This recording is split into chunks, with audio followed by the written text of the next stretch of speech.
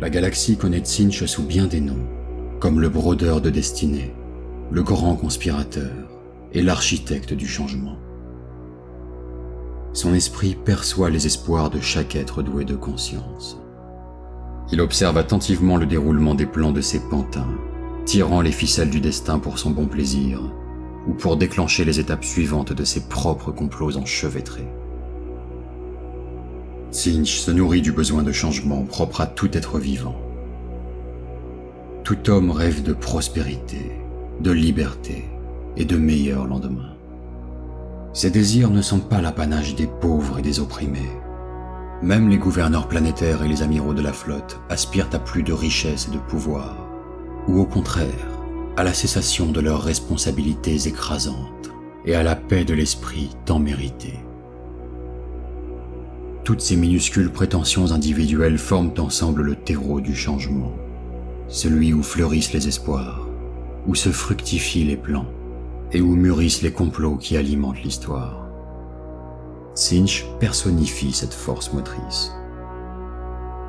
Le grand conspirateur ne se contente pas d'observer l'épanouissement et la déception apportés par le passage du temps.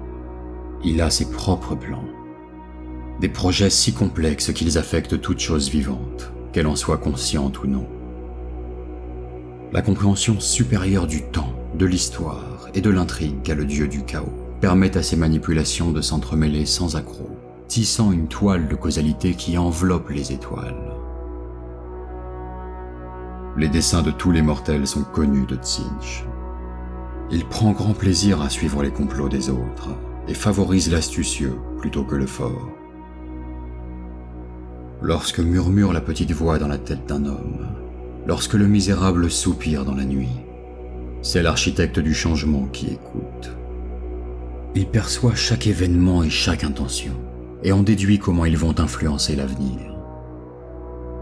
Le treillis complexe des probabilités, des espoirs et des changements alimente Tzeentch. Sans cela, il disparaîtrait. Peut-être l'architecte du changement a-t-il un plan pour renverser les autres puissances du chaos, ou bien pour étendre sa domination à l'ensemble de l'univers matériel. Peut-être que Tzeentch lui-même est encore incertain. Peut-être même que toutes ces intrigues et complots ne sont rien de plus pour lui qu'une gigantesque distraction cosmique. Quel que puisse être son but ultime, il le poursuit en manipulant les vies des individus de toutes les races de la galaxie.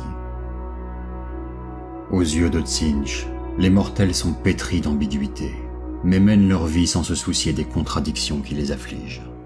Le dieu ne peut s'empêcher de s'immiscer dans les affaires du monde matériel.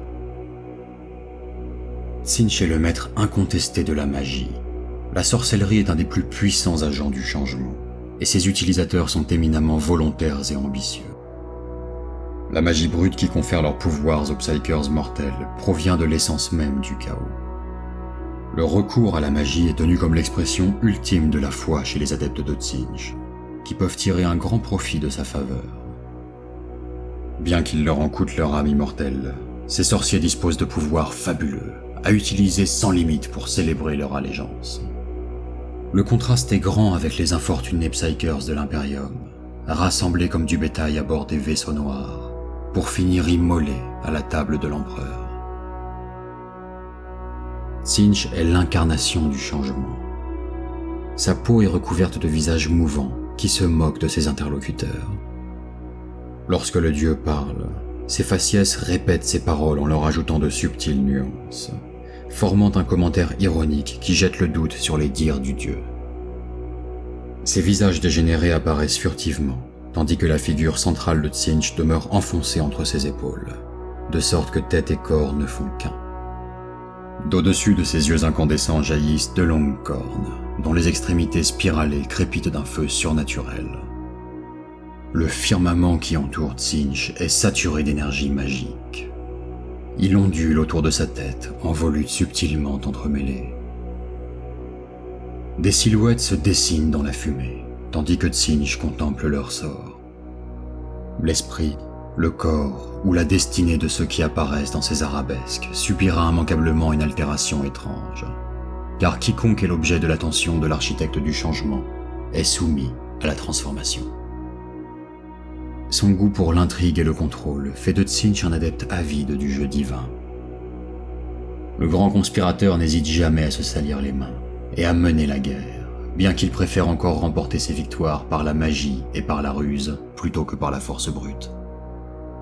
Les démons mineurs de Tzeentch sont la magie personnifiée et forment l'essentiel de ces armées que l'on nomme légions scintillantes. Ces démons sont appelés les horreurs roses. Elles se réunissent en bandes enthousiastes de créatures richement colorées, qui gambadent sur le champ de bataille, en jacassant et en ricanant compulsivement de leurs farces incompréhensibles. Elles s'emplissent de joie et éclatent de rire lorsque des éclairs de sorcellerie jaillissent de leurs doigts. Elles s'émerveillent naïvement du feu d'artifice tonitruant mais mortel qu'elles déclenchent. L'arme principale des démons mineurs de Tzeentch n'est pas leurs griffes, ni la gueule béante hérissée de crocs qui occupent leur buste caoutchouteux. Il s'agit en effet de la pure énergie warp qui coule dans les veines de la créature. D'un mot caqueté ou d'une phrase balbutiée, l'horreur projette des boules de feu multicolores sur l'ennemi. Lorsque ces projectiles touchent au but, ils brûlent tout en provoquant les altérations les plus perturbantes, changeant l'ennemi en statue de verre, en nuages de papillons aux visages humains angoissés, en notes de musique démente, en nourrissons gémissants, voire même en horribles monceaux de tentacules. Tzeentch est le seul à savoir à l'avance quel étrange sort attend ceux qui seront léchés par les flammes du warp. Même les horreurs l'ignorent, mais elles tirent une grande joie de ces bouleversements démentiels. La seule façon connue de mettre un terme à la jubilation d'une horreur rose est de la trancher en deux. C'est alors au tour de ce démon de subir une transformation radicale. Chacune des moitiés se façonne en copie miniature de l'original, quoique deux aspects majeurs les différencient de leurs prédécesseurs. Le plus évident est la couleur, d'un bleu vif, qui leur confère désormais le nom d'horreur bleue. Le second concerne l'humeur des nouvelles venues, diamétralement opposée à la jovialité qu'elles avaient lorsqu'elles ne formaient qu'une seule horreur rose. Les jumelles bleutées sont moroses, mesquines, et geignent perpétuellement. Le sujet de discorde le plus récurrent étant de déterminer à qui incombe la perte de leur statut d'horreur rose. Ces formes de remplacement sont tout aussi agressives que malheureuses. Elles feront appel aux énergies destructrices du warp pour éliminer ceux qui ont eu l'audace de tuer celles qu'elles étaient, ou se jetteront sur eux pour les poignarder et les étrangler jusqu'à ce que mort s'ensuive.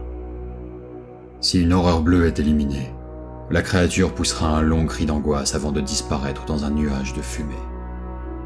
Jailliront alors deux minuscules flammèches animées, les horreurs de soufre.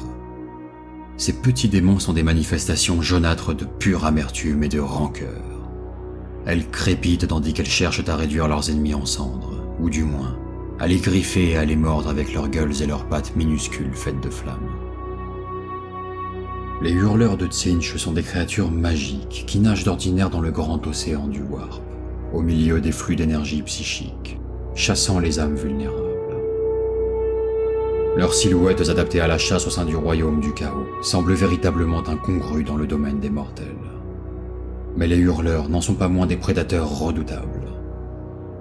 Ils emploient leur vitesse et leur agilité supérieure pour dépasser leur proie en tranchant au passage gorges et tendons grâce à leurs excroissances acérées ou barbelées. Et tandis que leurs victimes s'écroulent en se vidant de leur sang, les hurleurs volettent en tournoyant pour absorber leurs âmes libérées de toute entrave mortelle.